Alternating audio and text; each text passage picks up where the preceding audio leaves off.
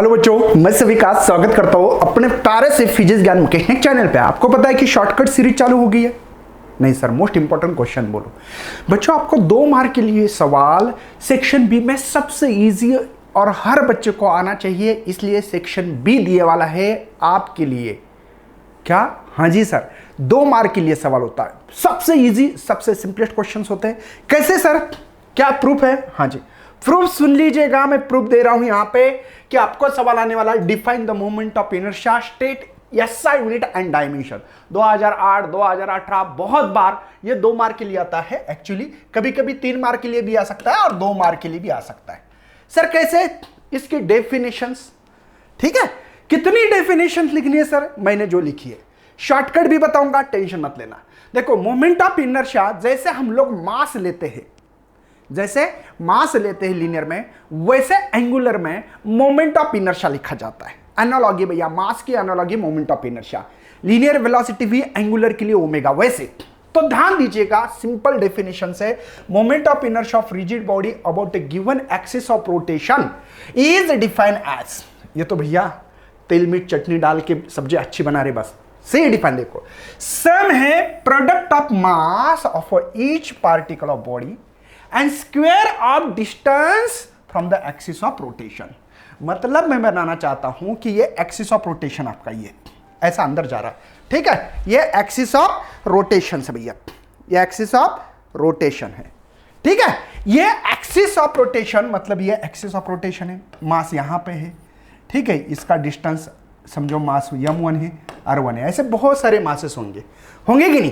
तो simple formula लिखोगे, I is equal to, यहां पे देखो I moment of inertia is defined as, क्या बेटा? सम है बोल रहा है, सम है। अच्छा, किसकी? प्रोडक्ट ऑफ मास ईच, मतलब पहला पार्टिकल है m1, दूसरा m2 होगा, तीसरा m3 होगा, है ना, और डिस्टेंस का स्क्वायर बोल रहा है, डिस्टेंस का स्क्वायर। ऐसे इस ऑब्जेक्ट में बहुत सारे मासेस होंगे, m1 m2 m3 dash dash mn, इसलिए मैं लिख सकता हूं m2 r2 का square dash dash mn rn का स्क्वायर।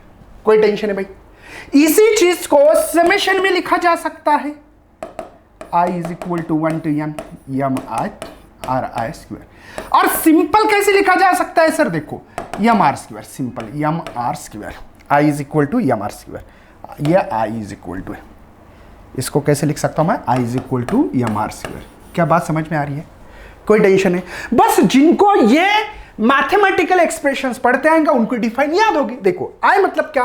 मोमेंट ऑफ इनर्शिया बेटा, moment of inertia of rigid, लेकिन ये बॉडी कैसे रिजिड है, पूरी भले वाली है, पार्टिकल से ठूस ठूस के, है ना।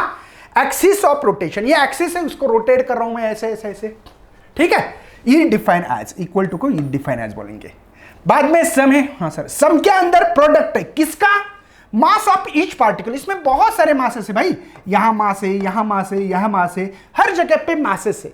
तो mass of each particle and square लेना है इसका एक्सिस ऑफ रोटेशन से, वो पार्टिकल कहां है उसका अंतर का स्क्वायर है, इसी को मोमेंट ऑफ इनर्शिया बोला है। भैया आप लोग कहां, कितनी दूर से, देखो ये पार्टिकल बहुत दूर लिया तो उसका मोमेंट ऑफ इनर्शिया बहुत ज्यादा होगा। आप समझ, मुझे पूरे बॉडी का निकालना था इसलिए मैंने ऐड किया।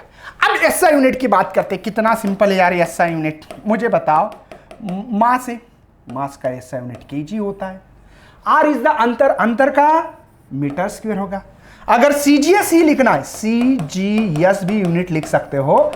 देखो, ग्राम को किलोग्राम कहते हैं, मीटर को सेंटीमीटर स्क्वायर कहते हैं। डायमेंशन, हाँ सर डायमेंशन, देखो आपको LMT पता होगा डायमेंशन में, L is the length, metre square, इसलिए L का स्क्वायर।